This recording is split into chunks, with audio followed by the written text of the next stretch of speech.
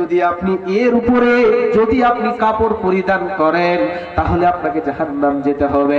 মায়েদেরকে বলেছি তোমরা এর নিচে টাকনুর নিচে কাপড় পরিধান করো, তোমাদেরকে পড়তে হবে।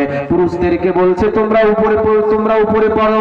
আর আজকালকার পুরুষদেরকে মায়েদেরকে দেখা যাচ্ছে পোশাক পরিধান করে একটা পোশাক বেরিয়েছে, প্লাজো প্লাজো ঢলঢল ঢলঢল করছে, রাস্তা দিয়ে চলছে, রাস্তা দিয়ে বালুগুলো রাস্তা দিয়ে চলছে, আর প্লাজো এইরকম পোশাক আমাদের মতো পুরুষদের মতন ব্যবহার করে রাস্তা দিয়ে চলছে। ওরে বুড়ে খালারে মারে বোন রে, আল্লাহ তোমাকে বলছে তোমাকে জাহান্নাম যেতে হবে, কারণ আল্লাহ বলছে তোমাকে নিচে কাপড় নিচে পোশাক পরিধান করতে হবে, তোমাদেরকে পর্দার সহিত রাস্তাতে চলতে হবে। যদি তুমি সীমা লঙ্ঘন করো আল্লাহর জাহান্নাম তোমাকে যেতে হবে, জান্নাত হবে না, জান্নাত হবে না, পাবে না, পাবে না।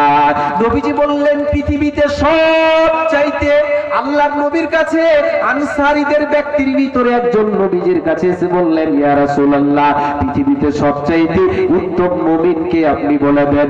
নবী গো পৃথিবীতে সবচাইতে উত্তম মুমিনকে বলে দেন। নবীজি বললেন উত্তম মুমিনকে শুনে নাও, যার চরিত্র ভালো, যার ক্যারেক্টার ভালো, যার ব্যবহার ভালো, সে সবচাইতে উত্তম মুমিন। নবীজিকে বললেন ইয়া রাসূলুল্লাহ এরপরে আপনি বলেন তো সবচাইতে বুদ্ধিমান মুমিন কে? কে সবচাইতে বুদ্ধিমান মুমিন? নবীজি বললেন মৃত্যুর পর, পরবর্তী পর মানে মরার পর যেই জায়গাটাকে মানুষেরা স্মরণ করবে, খেয়াল করবে, স্মরণ করার পর তারা যাবে জান্নাতে। তারা স্মরণ করবে, স্মরণ করার পর যে আমাদের একটা ঠিকানা রয়েছে, আমাদেরকে পৃথিবীতে আমল করতে হবে, ভালো আমল করতে হবে, নচেৎ জাহান্নাম যাব। যারা জাহান্নামকে ছুঁড়ে ফেলে আমল সেই গুনার কাজ বাদ দিয়ে যারা আমলে লিপ্ত রইল, আল্লাহর বিধান মানলো, এইগুলো বিধান মেরে যারা নিজেকে আল্লাহর কাছে ভালো ব্যক্তি হতে পারল রে, তারা জান্নাতে যাবে, কোনো চিন্তা রবে না, রবে না, রবে না। বুঝতে তো পারছেন এটা একটা মাদ্রাসার জলসা। আর আজকে অবস্থা ভালো নয়, আমার নিজের অবস্থা ভালো নয়, একবারে সর্দি আর মানে জ্বর, একবারে নাক চিপে ধরছে, কি বলবো কথা বের হচ্ছে না। তারপরে যেহেতু দাওয়াত দিয়েছে, বুঝতে পারলেন, এসেছি। বুঝতে তো পারছেন আপনার বক্তব্য শুনে যে আওয়াজ দিতে হচ্ছে কতটুকু, মানে অসুবিধা হচ্ছে। তারপরেও আমি ভাবলাম জানা কিছুক্ষণ বক্তব্য তো দিই। পরিশেষে আমি একটা কথা বলতে চাই যে আখেরাতের জীবনটা মানে মরার পরে যে জায়গাটা হবে আমাদের জন্য, আমরা সবাই জান্নাতে যেতে চাই না, চাই না?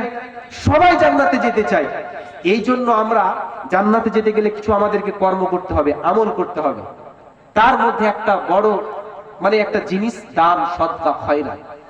পুরুষেরা, মায়েরা, বোনেরা, যতগুলো এখানে মহিলা রয়েছেন আর যারা পুরুষেরা রয়েছেন, আমি সবার কাছে আবদার করব একটা, যে এটা একটা মাদ্রাসার জলসা, মাত্র আমি আর 5টা মিনিট কথা বলবো আপনাদের সামনে। দান দেখেন, যারা এখানে দান দিয়েছেন তাদেরকেও বলবো, যারা দেননি তাদেরকেও বলবো। মানুষ পৃথিবীতে যখন অসুবিধাতে পড়ে যায়, ডাক্তারের কাছে যায়, তখন বলবে লে বাপ লে লে, বুঝতে পারলেন? একবারে খুব জ্বর, পেশাব হয় না, ডাক্তার বলছে 10,000 টাকা লাগবে, তখন তার পেশাবকে আনলোড করার জন্য 10,000 টাকা দেয়, বুঝতে পারছেন? কিন্তু লোকের কাছে বলছে যে দান দাও, 500 টাকা দাও, বলে আর দেওয়া যাবে না। লোকে বলছে দান দাও না, যে তো বলবে আর না দিব না। মানে এত কিপটা কিছু লোক রয়েছে। অতএব আমি আপনাদেরকে বলতে চাই, এখানে যারা রয়েছে একটা চাদর পাঠান, একটা ভিতরে চাদর পাঠান, মেয়েদেরকে দিয়ে দেন, একটা চাদর দিন। যতগুলো মহিলারা আছেন সবাই না হলো 1 টাকা করে আপনারা দিবেন। সবাই সবার কাছে চাদর নিয়ে যাও, বোনেরা, জি শোনাচ্ছি, সবার কাছে চাদর নিয়ে যাও, একদিক থেকে